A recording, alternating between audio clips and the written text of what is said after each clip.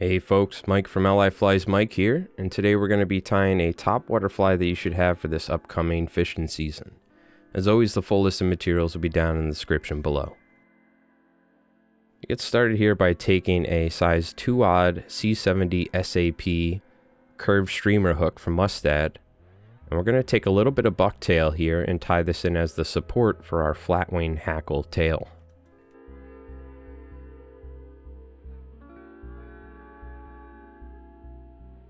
This little bit of Bucktail will help prevent the hackle from fouling.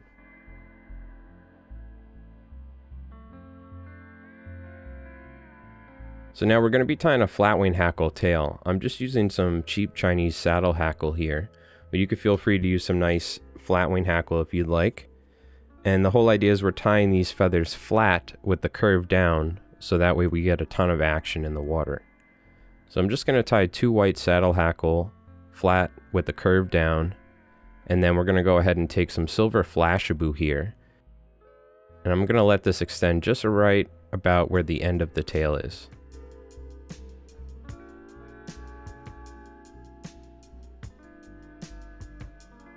Now to get a little bit of color in here, a classic striper color is red and white. We're going to be taking some red saddle hackle and tying this on top.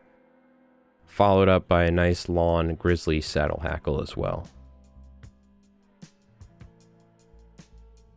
If you're having an issue with the feathers, take your time. You can always move the feathers slightly or try and reposition it, but you want to work with the feathers, especially with a flatwing tail. It helps to work with the hackle.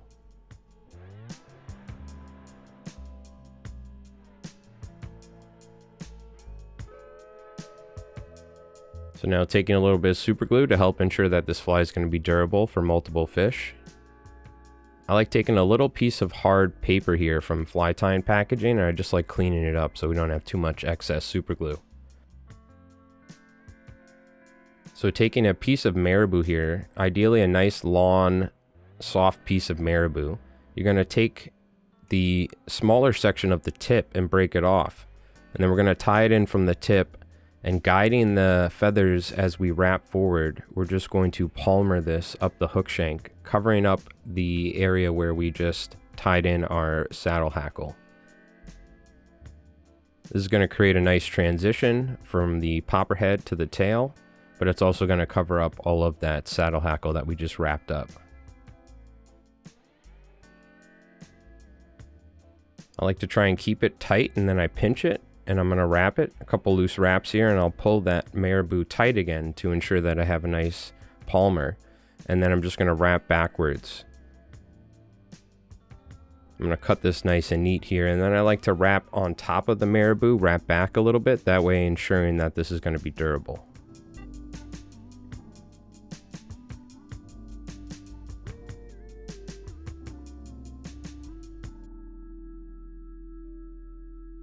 So now getting ready, we're going to create our foam head here. Now you can use a single piece of foam. I traditionally like taking 2 pieces of foam and putting them together. I have a ton of this craft store foam here, and it's actually an adhesive foam and has a sticky side to it. I'm just going to take a strip of red. This is probably about 3/4 of an inch wide. I like to cut it down after, and I'm going to stick the red and white together. And then I'm just going to trim it up to clean it up. I'm sure you could use something like an X-Acto knife or something like that, but I usually just use my scissors. I'm not worried about getting a perfect cut for the side.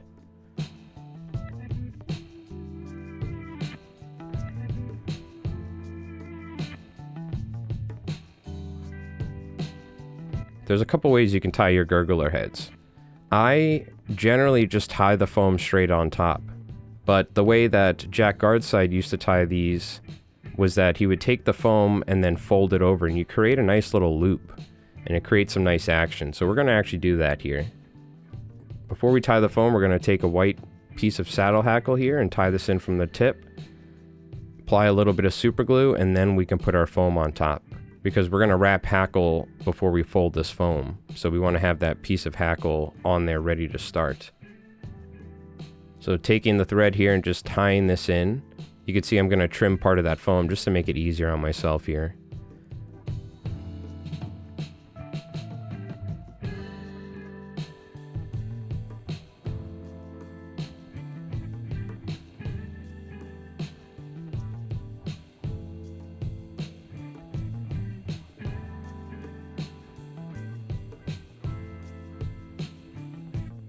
And then I like a little bit of super glue on the hook shank, so when we palmer this hackle, it's going to be even more durable.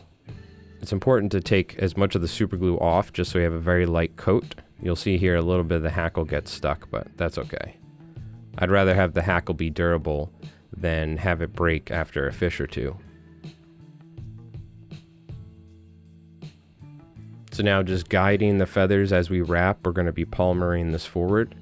And when I get towards an area where the hackle is very stiff and there's a large stem, I'm just going to tie this off, and then we'll go ahead and tie another piece of white hackle in here.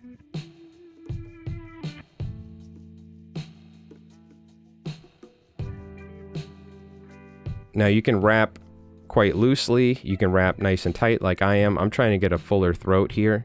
I like my Gurglers being nice and full, that way they're going to push water. This is essentially a slider or popper, so I'm not really too worried about it being perfectly an imitation of some sort of fish. So I'm just going to palmer another piece of hackle here because I want to fill up this hook shank. And this hackle underneath the Gurgler head is just going to have a ton of action to it. It's just going to be pulsating whenever we're stripping or pausing the fly. And I like wrapping towards the base of the feathers where you get that nice, soft, webby hackle. And I'm just going to wrap this, leaving myself a little bit of room here because I actually want to go with a red head to this fly.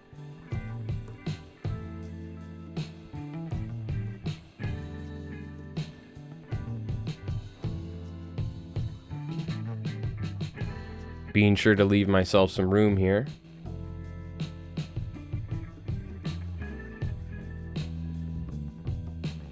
So now we're just going to go ahead and take a little bit of red hackle here, and again tying it in from the tip, quote unquote.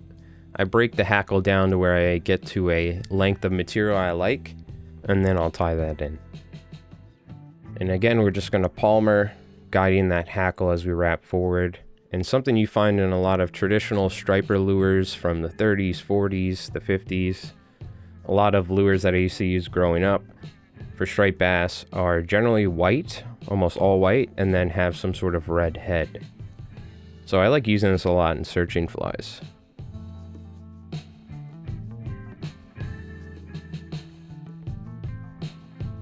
It's important to leave yourself some room by the hook eye for us to secure the foam and then wrap in front. But before we tie this foam down, I'm going to take the hackle and make sure that I get most of the hackle that's on top of the hook shank and spread it off to the sides. This is going to have this hackle sticking off the sides and out the belly underneath this foam, and we're going to get some great action.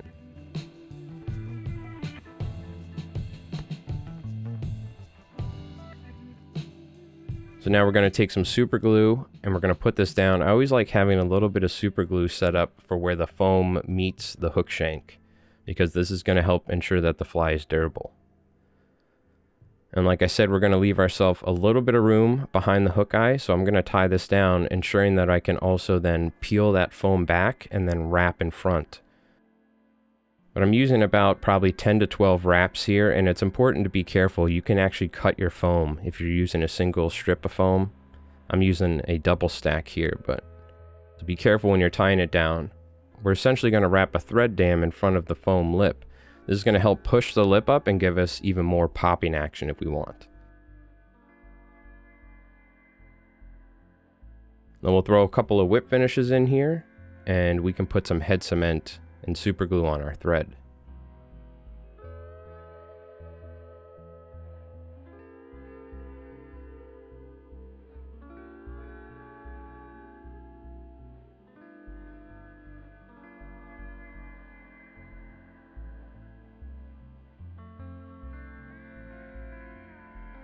So a little bit of super glue here on the bottom, just ensuring that this is going to be durable. These flies can get beat up.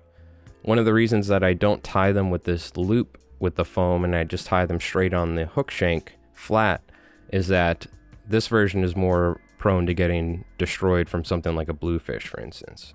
But the action is fantastic, so it's definitely worth tying them in both ways. Then I take a little bit of head cement and I just put it on the thread wrapping here and then rub that off. I got a little bit of red dye from the feathers on her head, but that's okay. And there we go, Jack Gartside's Gurgler. With the foam being tied the way it is with this loop, We're going to get some nice bubble and popping action when we strip the fly hard, and the hackle that is inside of that loop is going to be pulsating the whole time. So with a full dress version with the Marabou Palmered, a Flatwing Hackle Tail, and Flash, and a bunch of Palmered hackle for the head, you could see this fly is going to have fantastic action. You can pop it if you strip it hard, or you can fish it like a slider by stripping it softly.